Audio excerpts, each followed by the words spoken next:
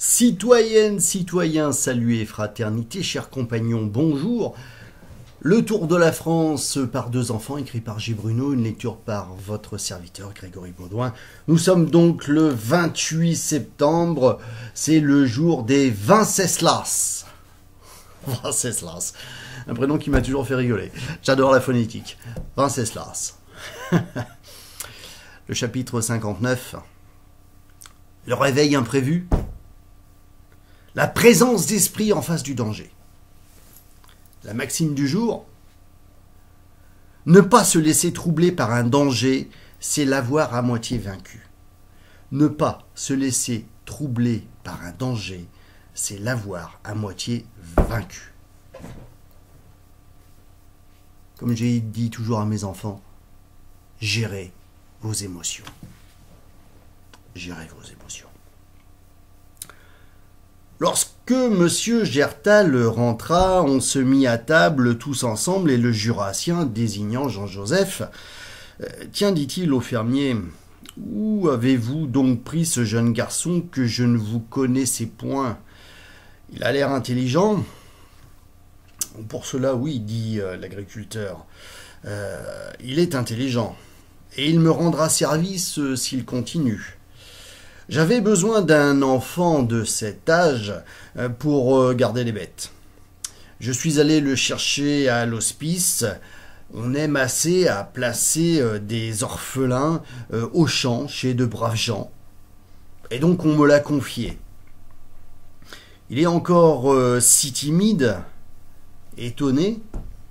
Il fait si peu de bruit qu'à tout moment, on oublie qu'il existe. Mais cela ne m'inquiète pas, monsieur Gertal. Il ne se dégourdira que trop à la longue. D'autant que vous êtes le meilleur des hommes, dit monsieur Gertal, et que vous aimez les enfants. Après le repas, la veillée ne se prolongea guère. Chacun se coucha de bonne heure. André et Julien furent conduits dans un petit cabinet servant de décharge. Jean-Joseph monta au second, sous les combles, où il y avait une étroite mansarde, et M. Gertal eut le premier étage, le meilleur lit. Tenez-vous prêts dès ce soir, dit le patron aux enfants. Nous partirons demain de bonne heure. La voiture est chargée. Il n'y a que Pierrot à atteler.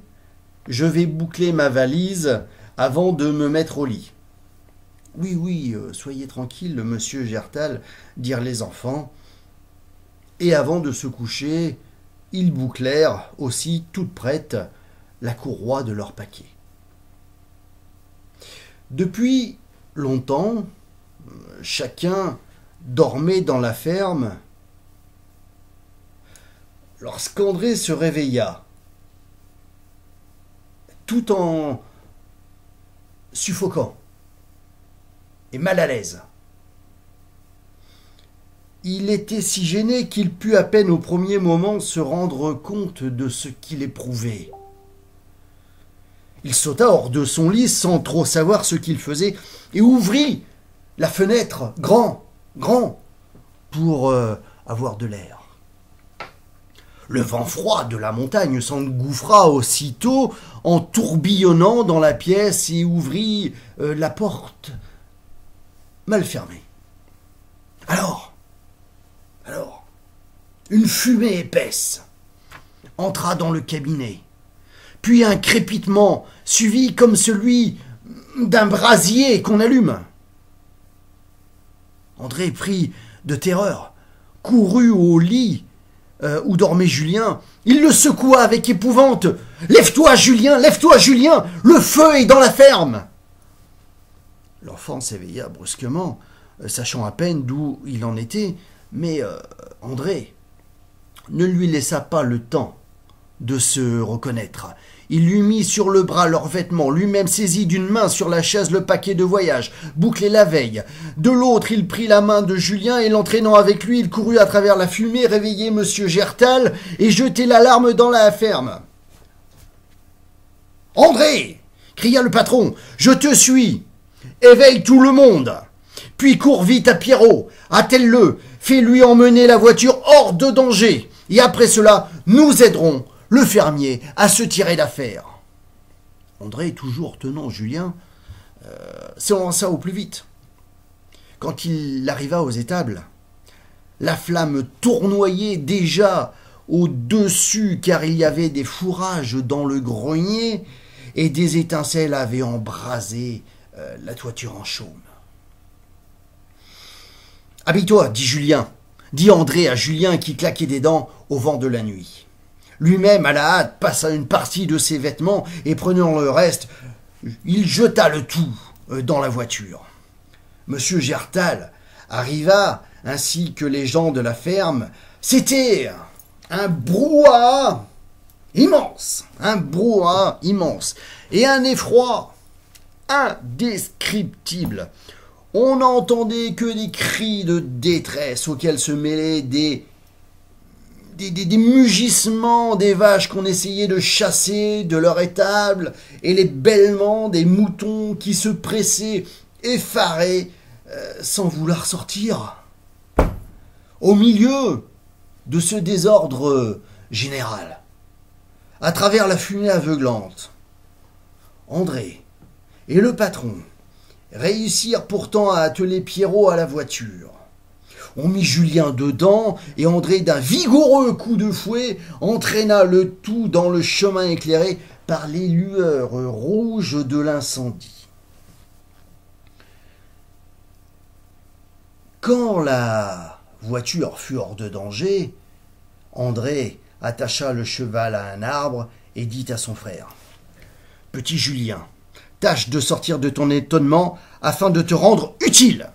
Voyons, éveille-toi, cherche des pierres pour caler les roues de la voiture. Moi, je cours aider les braves gens qui sont dans l'embarras. Quand tu auras fini, tu viendras me rejoindre. » « Oui, dit Julien d'une voix qu'il essaya de rendre rassurée. « Va, André. » Et il sauta hors de la voiture, pendant qu'André courait, comme une flèche, rejoindre M. Gertal,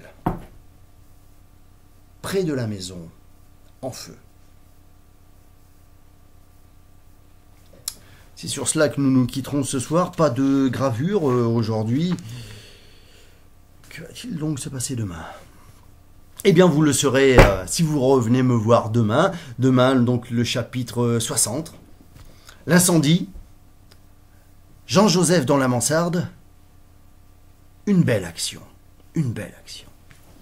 D'ici là, n'oubliez pas, par le ciel, partout, pour tous, que la force soit avec vous. Et n'hésitez pas à revenir me voir demain, car demain, c'est la Saint-Michel, le patron des parachutistes. Et je suis un ex-TAP. Salut et fraternité.